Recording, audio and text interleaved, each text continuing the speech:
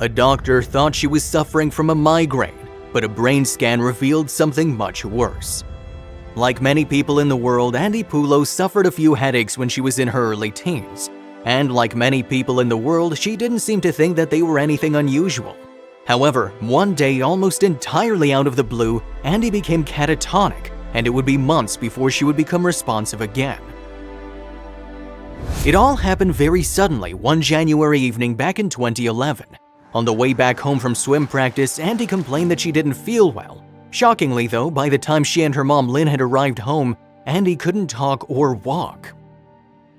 If you have not done so already, please subscribe to our channel and click that notification bell to get inspired by these real-life stories every day. Now, back to the story. Of course, Lynn immediately contacted her pediatrician. At the time, the doctor was confident that this was nothing more serious than a migraine, but he referred Andy to the hospital for a checkup nonetheless. It was just as well too, because that's when they all learned that it was in fact something far more serious. The tests concluded that Andy had had a rare brain defect from birth, and it was called an arteriovenous malformation, an AVM. In short, this means that the veins and arteries in her brain were weakly connected.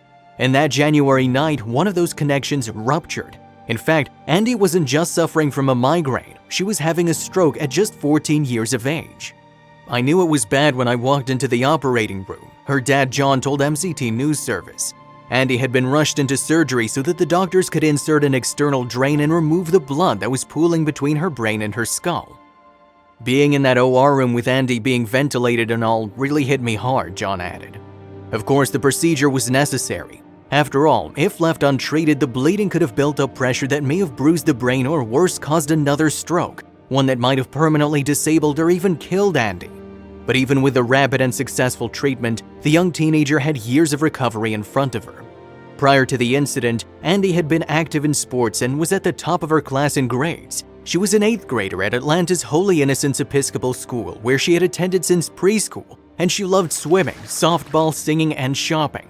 Now, however, Andy was fighting for her life. After the bleed was drained, Andy's condition was monitored overnight. Then 2 days later, she was transferred to another hospital, where she underwent surgery for 6 hours before spending more than a month in intensive care. During all this time, Andy relied on doctors and machines for everything, including helping her breathe. Indeed, the injury left Andy unable to move, talk, or eat on her own, and while she did master breathing on her own by April, she would need years of physiotherapy for the rest of the activities that most people take for granted. Not only were her physical limitations holding Andy back, but her personality also seemed to have changed too. In fact, the once outgoing and friendly young lady suddenly didn't seem to want anyone near her. She was resisting anybody being in her space, her dad told the Shepherd Center.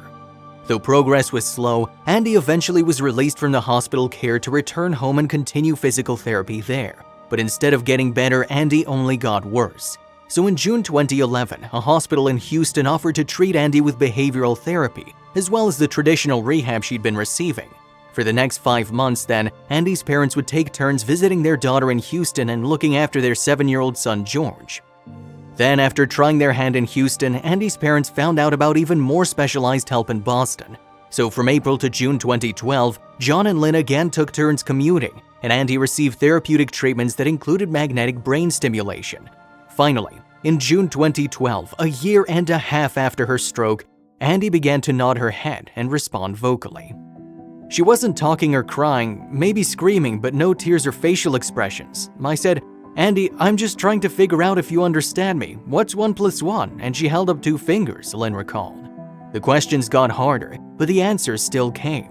And so the long struggle to bring their daughter back began to show promise. It wasn't always easy, but when the going was tough, nurses reminded Andy of her ultimate goal, to return to school. Indeed, Andy had turned a corner. Her learning progress improved rapidly, and she was able to return to school in the fall of 2013. Fortunately, Andy herself has no recollection of her illness or rehabilitation. She told Children's Healthcare of Atlanta, "I just felt like I had kind of been asleep for a long time, and then I woke up almost 2.5 years later." What's more, while Andy was going through rehabilitation, her friends wanted to do something to help her. So they formed what they called Andy's Army and attempted to raise money to help her family pay for her hospital bills. Today, though, the goals of the group have changed. It states that with the same steadfast resolve as Andy, the group works to identify and help families of children with non-traumatic brain injuries in need of financial assistance. In fact, Andy's Army has, as of 2016, raised around $1.3 million through charity runs, bake sales, and other fundraising events. Recently, meanwhile, Andy herself was awarded recognition as one of 4 Atlanta Braves Community Heroes honorees. Her dad recalled, "Doctors told us she'd never walk again or talk again or go to school again. Now she's a straight-A student." In fact, Andy is starting her senior year in high school and expects to go to college after her graduation, a feat that seemed all but impossible just a few years ago.